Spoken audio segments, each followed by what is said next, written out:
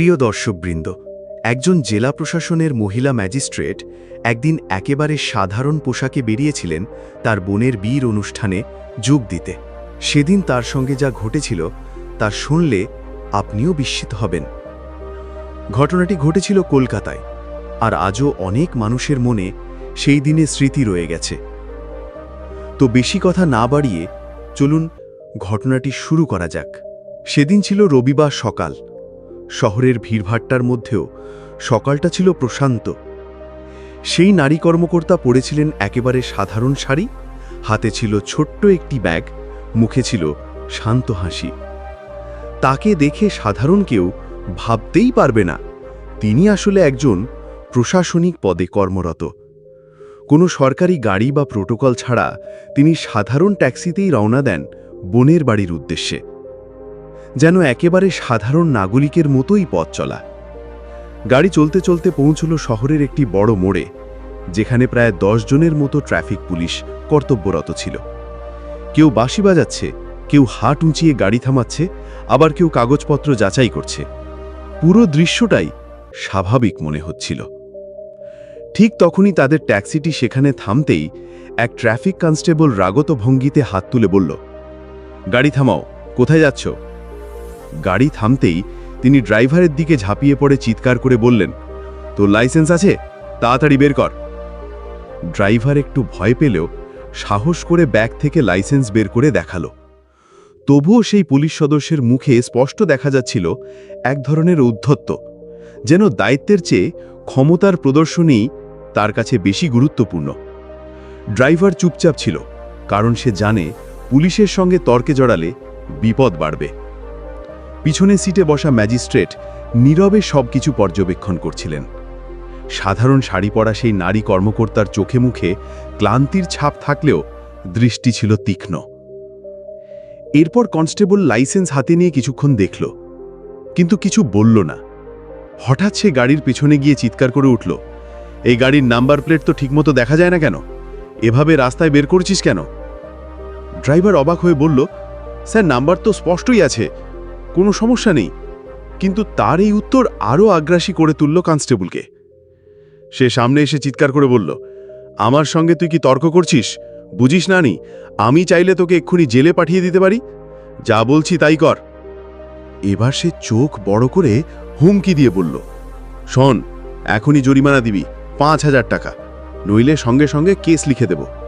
একবার কেস বসলে কোটে কোটে ঘুরে মরবি। চারপাশের মানুষজন থেমে তাকালেও কেউ কিছু বলছিল না। পরিবেশ হঠাৎই ভারী হয়ে উঠল। বাঁচতে চাইলে এখনই আমাকে 5,000 টাকা দিতে হবে, তাহলেই সব মিটে যাবে।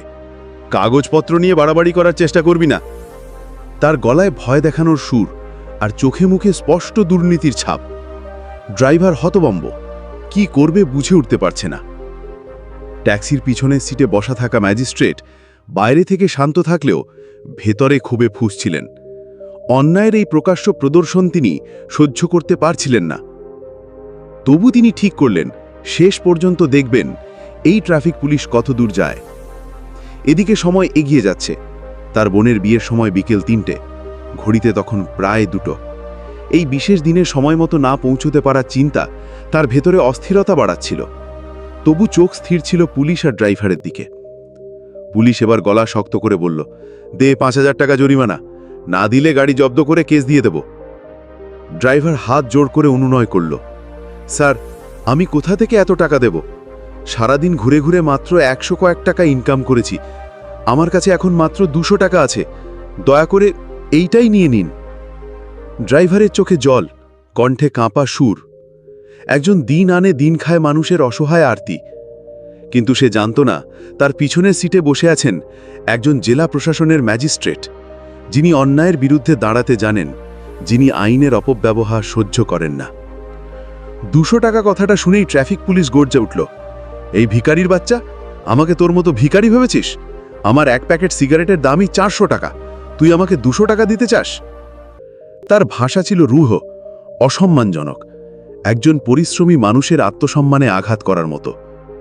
সে আরও চিৎকার করে বলল, তুই 5,000 টাকা দিতেই হবে, না হলে গাড়ি নিয়ে যাব, কেস করব, জেল, কোর্ট, ফাইন সব খাইয়ে দেব।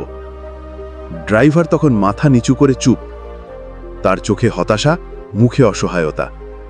কিন্তু সে জানত না পিছনে সিটে সেই নারী, যিনি সাধারণ যাত্রী সেজে বসে আছেন, তিনি আসলে প্রশাসনের ক্ষমতাভার অর্কর কর্তা। ট্রাফিক পুলিশ তখন চরম দম্ভে গাড়ির যাত্রীদের নামাতে বলল।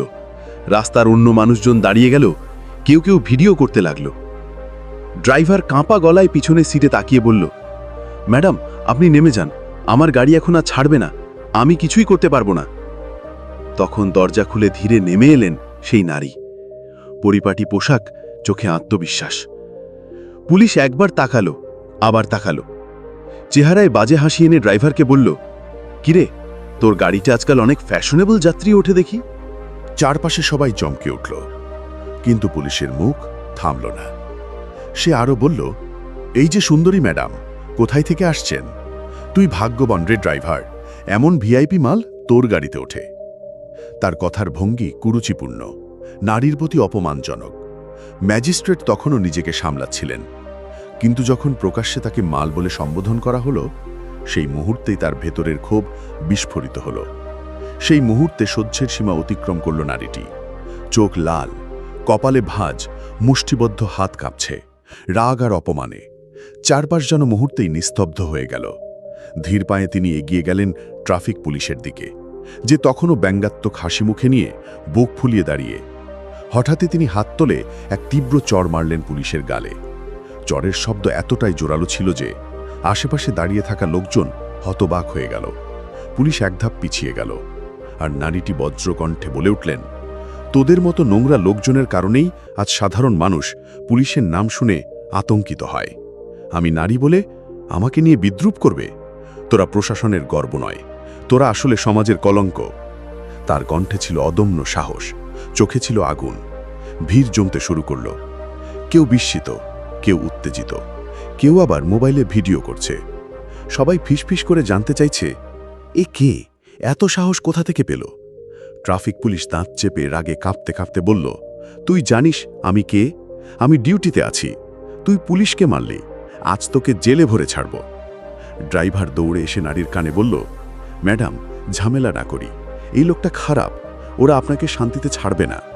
কিন্তু তিনি দৃঢ় কণ্ঠে জবাব দিলেন, চুপ করে থাকো, আজ আমি শেষ পর্যন্ত দেখে যাব। কতকাল তোমাদের মতো মানুষ এসব জুলুম সহ্য করবে? অন্যায়ের শেষ আজ এখানেই হবে।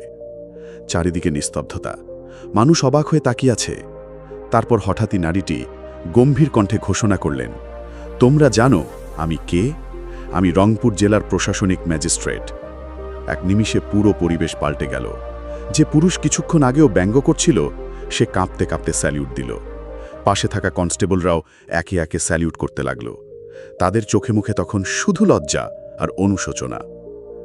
চারদিকে কানাঘুষু শুরু হলো। ওই মহিলা ম্যাজিস্ট্রেট, তাই তো এমন সাহস। ও, এখন বুঝি কেন থাপ্পড় মারলেন। খবর দ্রুত ছড়িয়ে গেল। অল্প সময়ের মধ্যেই উপজেলা নির্বাহী অফিসার সরকারি গাড়ি ও কর্মচারীদের নিয়ে সেখানে পৌঁছালেন।